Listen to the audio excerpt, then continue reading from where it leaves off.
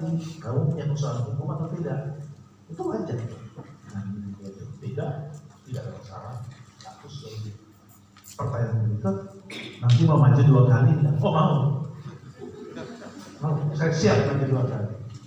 Kalau siap, Pak Bupati tolong banyak berdoa agar PDI Perjuangan menang di Kabupaten Malaka.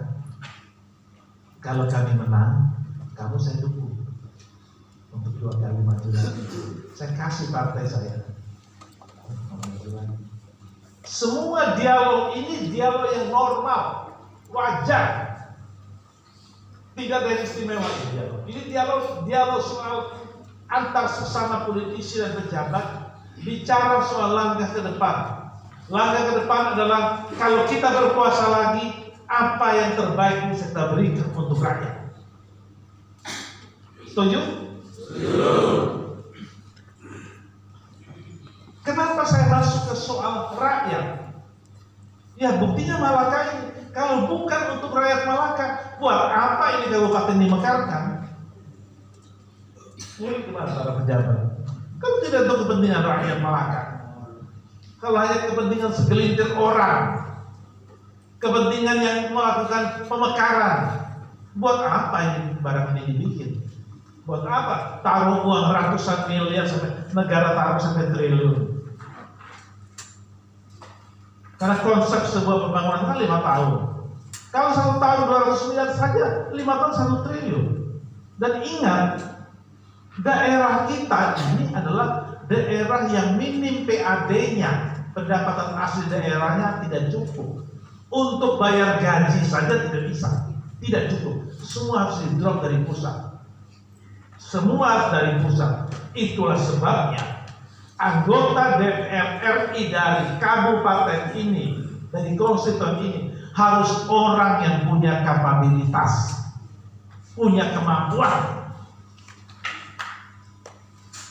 Kalau tidak, mau bikin apa? Ada masalah tidak bisa selesaikan. Saya perlu jelaskan ini. Kenapa? Secara moral saya harus ikut bertanggung jawab dalam pembangunan politik di Malaka ini. Karena sistem politik di kabupaten ini saya juga ikut mendorong. Jadi saya juga mau tahu, dan hal ini perlu saya sampaikan kepada Bapak Ibu sekalian. Kembali ke Malaka berusia 10 tahun. Nanti tahun depan 10 tahun. Juga sekaligus ada pilkada. Tentu kita berharap bahwa yang akan menjadi bupati Malaka nanti adalah orang yang memang dipilih oleh mayoritas rakyat. Supaya orang itu dipilih oleh mayoritas rakyat, tentu pintar-pintar untuk meyakinkan rakyat, menunjukkan dengan bukti kerja. By sistem undang-undang, orang itu harus diusung oleh partai politik, karena itu undang-undang mengatur itu. Nah, saya boleh dong janji kalau partai saya menang, saya dukung situ. Tapi inti dari dialog ini adalah saya menginginkan pembangunan di Malaka ini berkelanjutan dan masyarakat Malaka, rakyat Malaka menjadi sejahtera. Itu keinginan saya. Persoalannya adalah manusia hidup sebagai seorang politisi itu ingin merebut kekuasaan. Saya sudah 4 kali bertanding, menang terus sampai hari ini.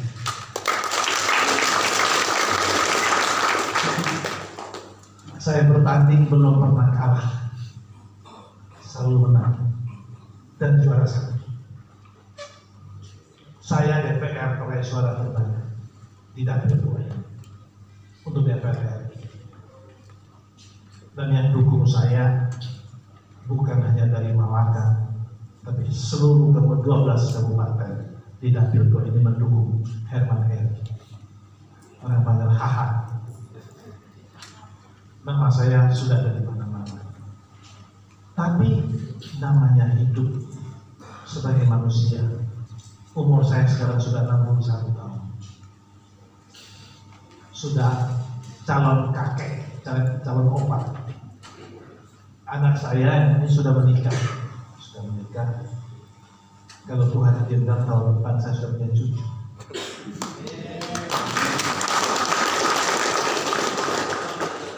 Sebagai politisi tua, saya juga berpikir, apakah saya masih mau maju terus periode kelima?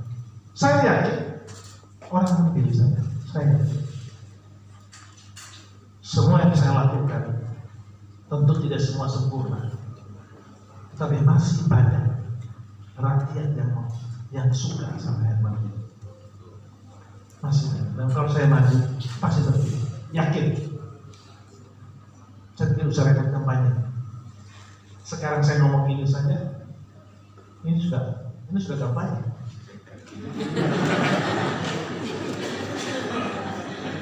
Menceritakan apa yang sudah saya lakukan. Kembali kepada berpikir sebagai seorang politisi untuk maju lagi periode kelima. Saya berpikirnya apakah masih efektif.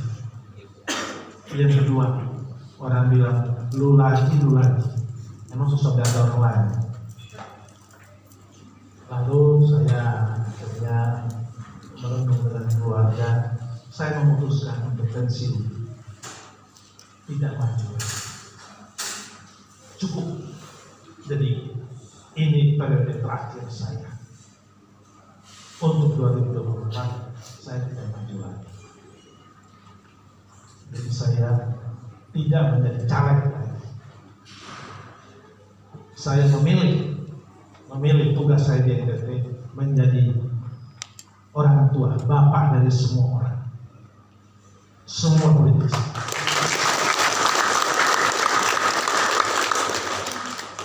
Saya menjadi penasehat yang bisa membimbing, membangun para politisi muda. Partai apapun, asal kau menjadi politisi di NTT demi kepentingan rakyat NTT, saya akan ada di belakang. Apalagi kalau dari partai saya sendiri, saya tidak lagi maju. Kemudian aturan dalam PDI Perjuangan itu harus persetujuan ketua umum. Mau maju lagi atau tidak maju lagi harus datang umum. Tidak maju lagi menjadi DPR sebagai caleg DPR bukan berarti keluar dari partai, tidak maju pensiun dari DPR pensiun. Tetapi untuk penugasan yang lain kita belum tahu. Misalnya orang bertanya begini, kalau kamu tidak maju lagi di DPR, bagaimana? Saya bilang, pertama saya harus menjawab. Saya ini politisi yang berlatar belakang pengusaha. Saya ini investor. Saya tidak cari makan di politik.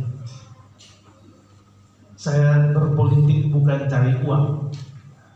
Saya berpolitik untuk kebanggaan dan kehormatan. Kebanggaan dan kehormatan bagi seorang politisi. Kalau berkali-kali dia maju, rakyatnya mendukung, itu kebanggaan. Atas izin Tuhan, 4 kali maju, 4 kali rakyat masih dukung. Mau 5 kali, saya akan 5 kali juga saya dukung. Kenapa? Karena selama saya bekerja menjadi wakil rakyat di NTT 2 ini, saya bekerja dengan baik, saya bekerja dengan tanggung jawab. Tetapi kalau satu jabatan sampai puluhan tahun, lama-lama tantangan buat saya sudah tidak ada lagi tantangan. Orang tanya, kamu kenapa keluar? Ya sudah tidak ada tantangan. Saya mencari tantangan baru. Orang bilang mau pengen jadi menteri. Saya katakan kalau saya mau jadi menteri tahun 2019, saya sudah jadi menteri. Sebelum jadi pelatihan ditunjuk, saya dipanggil oleh Pak Jokowi. Sebelum jadi pelatihan, saya sudah ketemu Pak Jokowi 2 hari setelah itu saya pindah. Lalu Pak Jokowi bicara sama sekretaris kabinet, kalau Herman Heri saya ambil jadi menteri, kira-kira Ibu Mega setuju kan? Waktu itu Sekretaris Kabinet menjawab tidak setuju, Pak. Kenapa? Karena dia dipersiapkan menjadi Ketua Komisi 3. Lalu Pak Jokowi bilang bagus, bagus. Dan betul, saya jadi Ketua Komisi 3. Pangkatnya lebih tinggi dari menteri.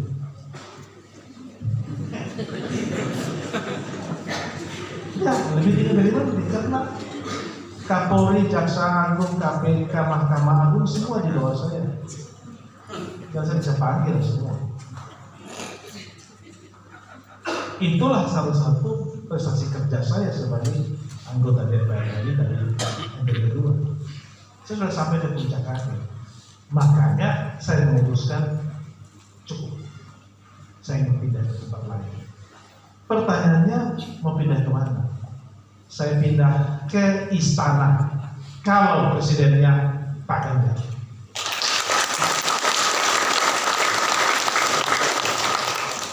Saya akan bekerja membantu presiden saya di istana. Saya akan bantu kalau presidennya Pak Ganjar. Sebagai apa? Sebagai pembisik, tukang hasut.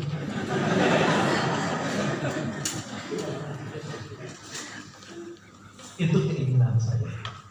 Kalau presidennya kami menang. Dan kalau itu terjadi, rakyat Malaka jangan takut, karena saya akan terus menghasut presiden datang ke Malaka.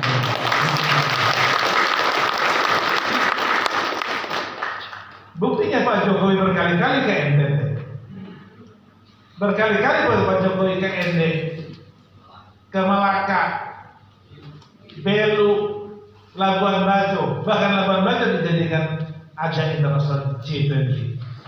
Siapa yang hasut? Mana mungkin presiden tiba-tiba begitu saja? Kan pasti ada tukang hasutnya. Kalau bahasa kerennya tukang fisik. Presiden Jokowi sangat sayang, cinta sama rakyat NTT. Karena menang 93%. 2 hari setelah itu saya langsung dipanggil ke istana. Jadi saya rasa harapan dan masa depan kabupaten yang baru berdiri 10 tahun ini masih sangat luar biasa. Mimpi orang Melaka hari ini yang terlaksana baru 30% dari mimpi itu. 70% belum terlaksana. Perlu waktu. Kenapa? Karena untuk mewujudkan mimpi itu perlu doi, dan doinya besar sekali, bisa puluhan triliun. Kalau Malaka ini mau dibangun sesuai dengan keinginan yang ideal, barangkali 20 triliun belum tentu cukup. Tapi itu akan diwujudkan dalam tahapan-tahapan. Karena 10 tahun itu belum apa-apa. Itulah sebabnya. Saya bertanya kepada bupati yang ada hari ini, kamu masih mau maju lagi enggak? Karena ada sebuah tanggung jawab yang belum selesai. Harus diselesaikan. Menyelesaikannya adalah harus pemimpin yang punya kapabilitas. Lalu pemimpin ini, bupati ini tidak bisa berjalan sendiri. Karena sistem di DPR sana mesti punya orang yang menggunakan hak anggaran, menggunakan hak pengawasannya untuk membantu kabupaten ini. Nah, ini menjadi perundingan kami. Dan hari ini dalam acara kunjungan kerja pribadi anggota DPR, karena tadi saya juga ingin menyampaikan satu pamit untuk tidak lagi menjadi anggota DPR. Ini bukan keputusan yang gampang, Bapak Ibu. DPR RI itu gajinya 120 juta. Sudah hampir 20 tahun menikmati. Semua orang kalau bisa seumur hidup jadi DPR, fasilitas VIP. Kok saya yang lagi populernya sekarang ini, kok berhenti? Itulah Itulah hakikat hidup. Berhentilah makan sebelum kau kenyang. Berhentilah saat kau lagi ada di atas. Jangan kau sudah jatuh ke bawah baru kau berhenti. Itu hikmat ini. Saya lagi ada di puncak karir hari ini. Semua orang populer menikmati itu. Terus saya katakan tadi, saya berpolitik, saya masuk DPR bukan untuk cari makan. Saya sudah punya banyak makan di rumah, sudah cukup hidup saya, sudah selesai hidup saya. Saya tidak butuh materi lagi. Saya tidak butuh materi. Saya sudah miliki segalanya sebagai seorang pengusaha. Tapi yang paling penting adalah kebanggaan saya dipercaya oleh rakyat saya. Itu nomor satu. Itu lebih dari duit, lebih dari harta. Kepercayaan dari rakyat. Bentuk kepercayaan adalah apa? Orang milik kita. Berkali-kali, berperiode-periode. Tidak mungkin seorang anggota DPR RI bisa berperiode untuk mendapatkan suara itu minimum puluhan ribu. Orang di DPRD kabupaten saja untuk cari 1000 suara tidak gampang. Apalagi cari puluhan ribu bersaing sekian puluh orang. Lalu bisa berkali-kali dipilih, itu suatu kehormatan.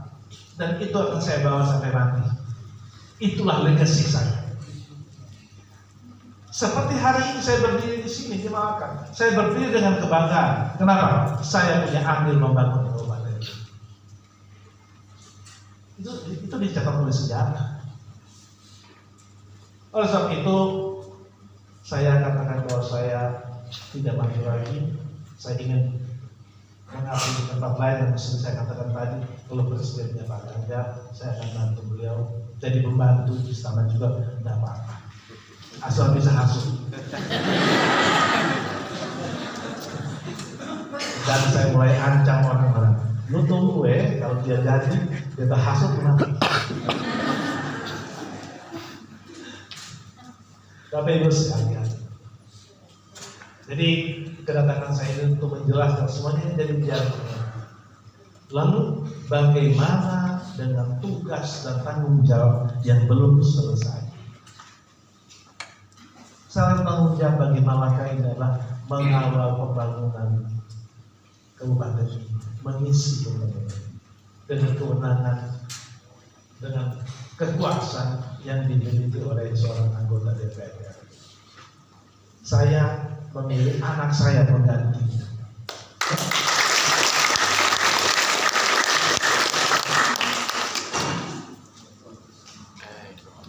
Ini dia pengganti.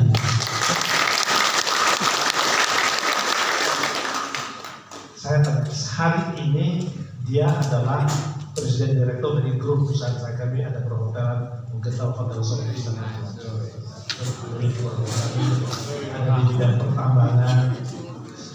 Dia adalah presiden direkturnya, umur 29 tahun, sudah menikah, belum punya anak. Saya tanya dia, kamu tinggal di Amerika, sekolah di Amerika 8 tahun, pendidikannya S2 dari Amerika, satu alma mater dengan Pak Erick Thohir.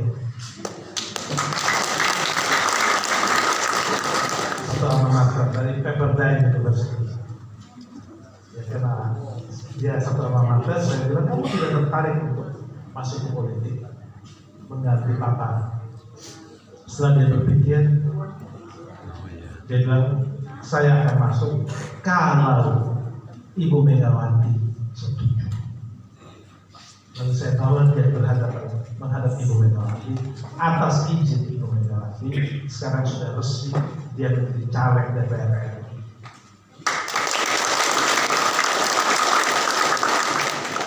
Dapilnya sama, Malaka juga dapil 2 juga, nomor urutnya 2. Saya bawa ke sini supaya kalian orang Malaka kenal dia dan dengar suaranya. Kamu ngomong sama. Ya, terima kasih Pak. Selamat siang. Taufik. Assalamualaikum warahmatullahi wabarakatuh. Om Swastiastu. Namo Buddhaya, salam kebajikan. Ya, jadi Bapak Ibu sekalian, perkenalkan nama saya Stefano. Tadi sedikit biodata sudah dijelaskan. Saya umur 29 tahun, sudah menikah, belum punya anak, mungkin tahun depan, semoga. Amin. Ya, saya sempat tinggal di Amerika selama 8 tahun untuk meraih gelar sampai S2, lalu sempat juga bekerja di sana selama 2 tahun. Lalu 5 tahun lalu saya kembali ke Indonesia untuk bantu usaha papa dan keluarga, yaitu di bidang perhotelan dan di bidang pertambangan juga. Jadi secara pribadi latar belakang saya adalah pengusaha juga. Saya lahir dan besar di Jakarta, bukan di NTT. Juga saya ada campuran darah Jawanya, makanya bahasanya seperti ini. Tetapi percayalah, darah NTT saya lebih kencang.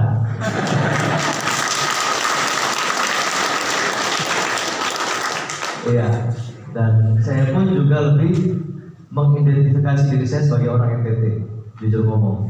Dan saya bangga akan hal itu. Dari kecil saya sudah diajak keliling NTT sama papa, baik itu ikut kampanye, untuk liburan, untuk mengunjungi oma-opa yang tinggal di ND, atau sekarang pun mulai berinvestasi di NTT juga. Ada di Hotel Sotis di Kupang, yang dimana saya juga ikut terlibat, di BNB juga. Lalu yang terakhir ada di Pulau Sumba, di Kabupaten Sumba Barat Daya. Kita juga bangun sebuah hotel di situ. Jadi memang ikatan terhadap NTT ini sudah lama dibangun dan sudah mengakar.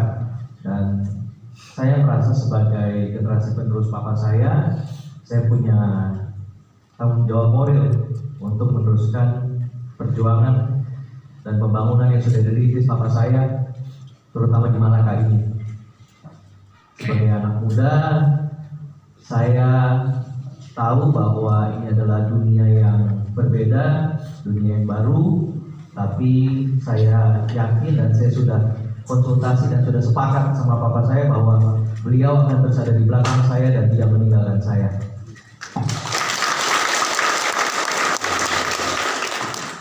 Jadi tadi sudah dijelaskan juga rencana papa saya seperti apa selanjutnya, dan kita berdua, saya dengan bapak saya akan terus bergandengan tangan untuk terus membangun NTT sampai NTT ini menjadi sebuah daerah yang maju.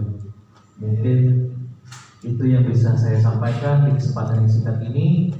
Saya juga pastinya akan terus mengunjungi Malaka di kesempatan berikut, apalagi nanti udah masuk bulan kampanye. Saya mohon dukungannya, mohon welcomingnya setiap saya kesini.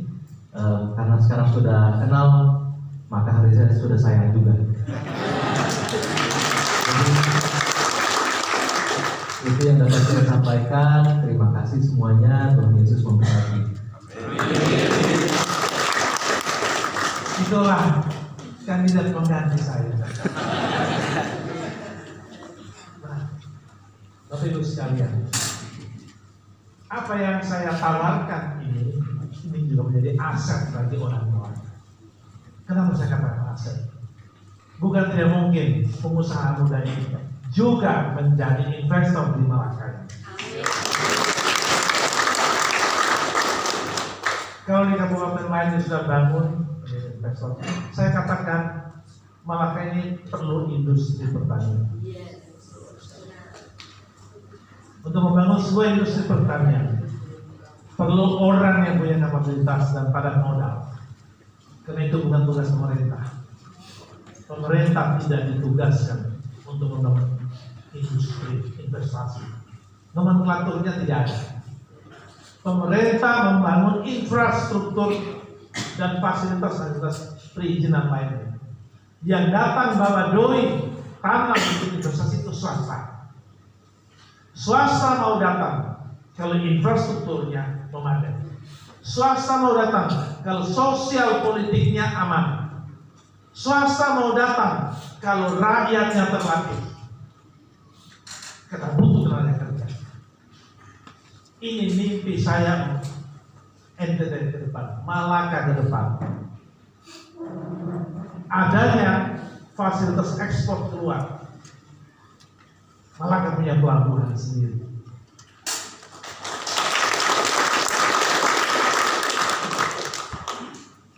Untuk itu memang tergantung politik pemerintah pusat mau tidak alokasikan. Lalu kalau itu siapa yang hasut, siapa yang bisik, balik lagi urusannya bisik membisik. Itulah politik kita di Indonesia. Jadi saya perlu sampaikan ini Bapak Ibu, supaya ada satu pembelajaran, masukan buat masyarakat yang ada hari ini adalah para ASN, PD, tokoh masyarakat kelas menengah ke atas. Kalau menengah ke bawah, kita ngomong panjang lebar, dia tidak terlalu mengerti. Tapi kalau masyarakat kelas menengah, ini bisa membentuk sebuah opini. Kenapa? Masukan yang kita berikan, dia pandang.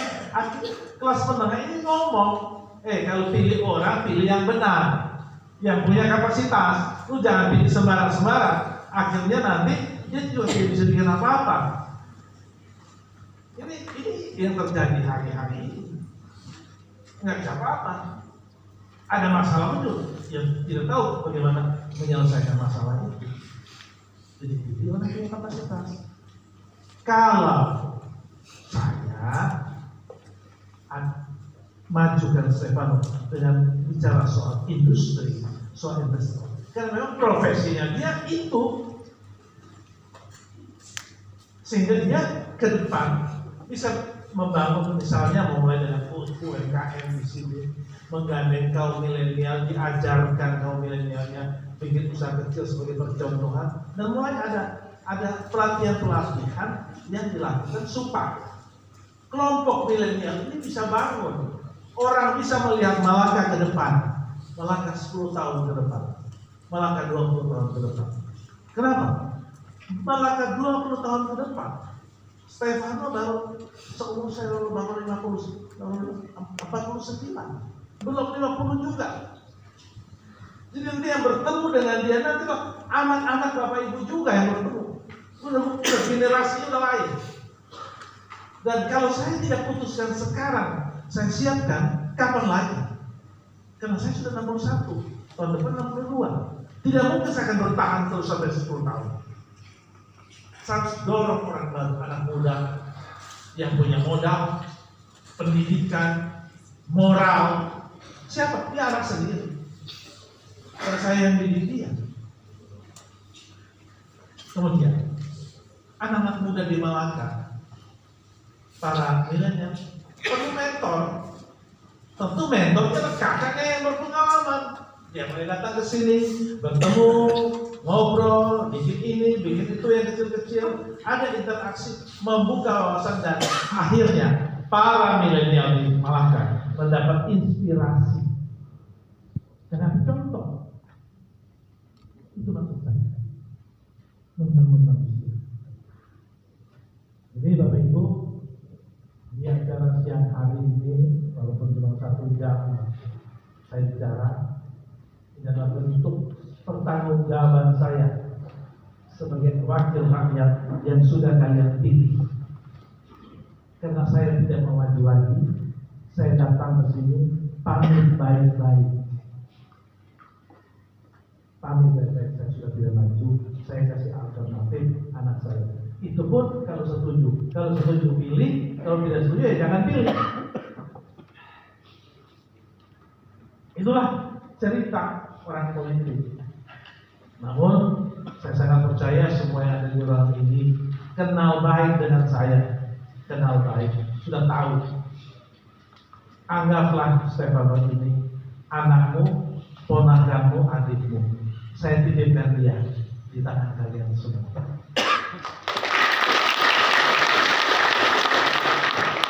Nasib dia mau jadi atau tidak jadi, itu kalian yang menentukan.